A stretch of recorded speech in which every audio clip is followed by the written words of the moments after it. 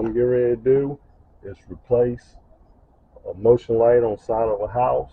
The motion lights, they can come wall mounted or eave mounted. As far as putting a motion light up, there's no difference in putting this up than a ceiling light. Normally, most of the time, it's white to white, black to black, ground to ground. This light, bulbs are burning out, so I'm going to replace it with an LED. Now, this is one that I had laying around, which is one of the reasons why I don't throw stuff away, because you never know when you may need it. A few tools is needed, a couple of screwdrivers, Phillips head, flathead, may need some wire strippers. Taking one out for the first time, you got this little center cap right here. You have to take a screwdriver or something and pluck it out. Once you get that cap out, it's a long screw. You screw that out. And of course, if you're putting one in, it's just reverse of what I'm doing now. If you're working with lights for the first time, turn your switch off, make sure your power off. Some people are comfortable working with power on all the time. The thing with motion lights, if you already have one right there, a lot of times these are hot all the time, so you're not going to have a switch to turn off normally. Most of the time you're not going to have a switch to turn off, so you want to turn the power off, you probably won't have to turn the brake off. Well, if you're comfortable with working with the power on, go for it.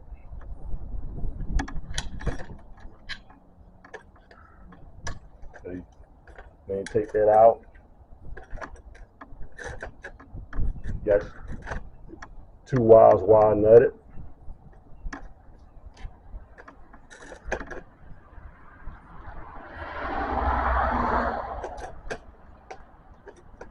Then you got your ground.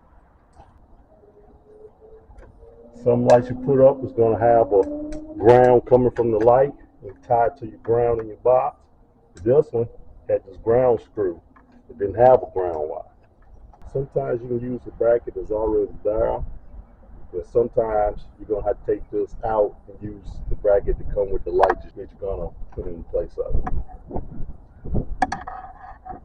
This green screw, take that out. Might need that later on something. Screw these out.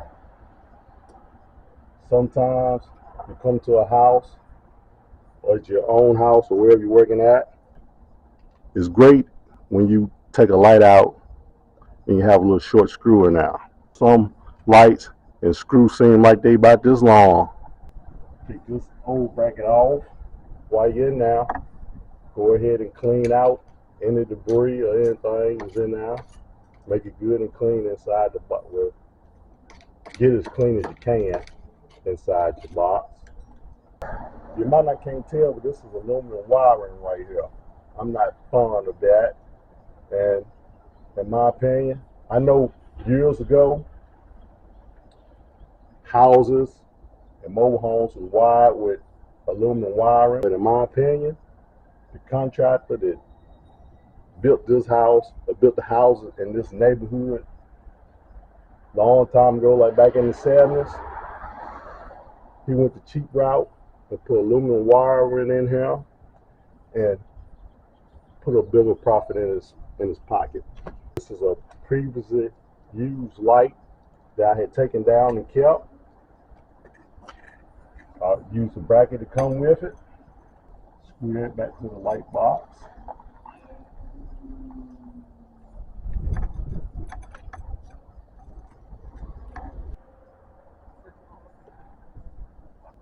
Try to get your bracket kind of even.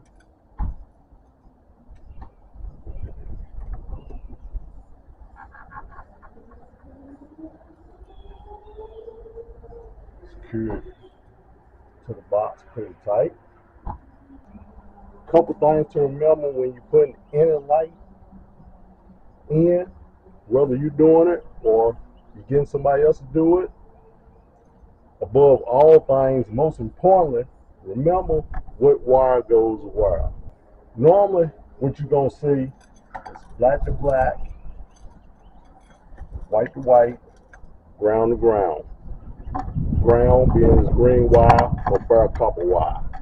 Now, this is bare, but it's aluminum. Anyways, so many times I've had people try to do it themselves, and then just unhook everything, then don't know where it goes back.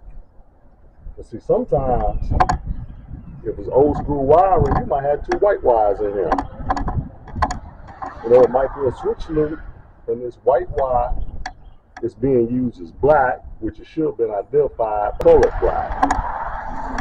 But most importantly, remember where your wires, how they was hooked up before you even unhook. Another thing that you want to know is when you're putting up a motion light,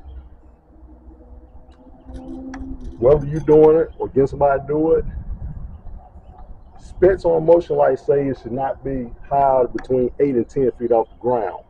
The higher up it is, the less coverage you're going to get from your light. And also pay attention when you buy a light. Some of them are strictly wall lights, some of them are only eave lights, and some of them you can put them either way. So after you put your bracket in, you have this little thing where you putting the light in for the first time. See how your bracket will swivel. See how your bolt heads are. Sometimes when you put a light in now, slide over these bolts, when you go to tighten it up, these bolts will see how it's going back toward your brick. That's if you got a brick wall. Sometimes you only go so far and stop, and then your light won't be flush to the wall, it'll have a rock to it. And in them cases, you may have to take and chisel out your cement, your bed of cement a little bit. Some lights will actually swivel. The base will swivel, so once you put it in now, sometimes things will swivel and you can still get it flush. Waterproof seal, you want to put that on, make sure you put that on, slide that, line them up with your screw holes. Once you got your bracket and everything in place, remember where your wires go. Because in most cases, it's going to be simple. You're going to have black to black,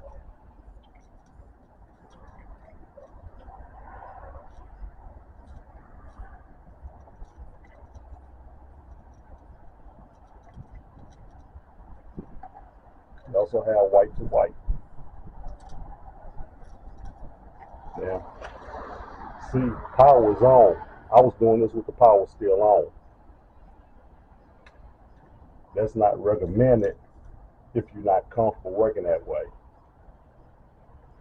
But when you're dealing with a motion light, existing motion light, a lot of times, as I'd already told you, it's going to be hot continuously and not on a switch.